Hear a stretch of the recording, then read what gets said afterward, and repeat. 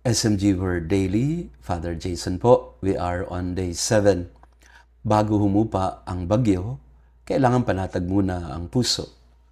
Ang mga alagad sa ating ebanghelyo ay nasa bangka, gabi, at ang hangin ay salungat sa kanila.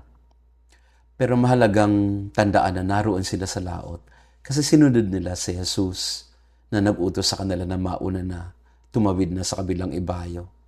Minsan iniisip natin na kapag mahirap ang buhay, may mali tayong nagawa. Ngunit sa ebanghelyo natin, sumunod lang ang mga alagad, pero parang sila pa yung napahamak, napasuong sila sa malakas na hangin at mataas na mga alon. May isang linya sa ebanghelyo ngayon na madalas hindi natin napapansin. Nakita sila ni Jesus. Bago siya lumakad ng tubig, bago siya nagsalita, bago humupa ang bagyo, nakita niya sila. Maaring pakiramdam mo minsan hindi ka napapansin ng Diyos, hindi nauunawaan o nag-iisa. Ngunit sinasabi ng Ebanghelyo sa iyo ngayon, nakikita ka ng Diyos. Nang lumapit si Jesus, naglalakad sa ibabaw ng dagat, hindi siya nakilala ng mga alagad dahil sa takot. Inakala nilang siya ay multo.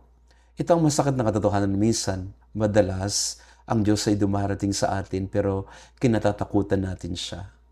Pero ang sabi ni Jesus sa kanila, huwag kayong matakot.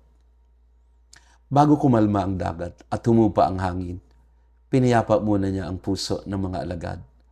Mga kapatid, ang kapayapaan ay nagsisimula hindi sa pag-alis ng problema, kundi sa pagsakay ng Diyos sa ating bangka. Hindi niya pinalitan ang bangka na mas malaki para hindi lumubog. Sinamahan niya ang mga alagad sa bangka. Sa buhay natin, hindi natin kailangan ng bagong bangka na sasakyan o bagong dagat na tatawirin.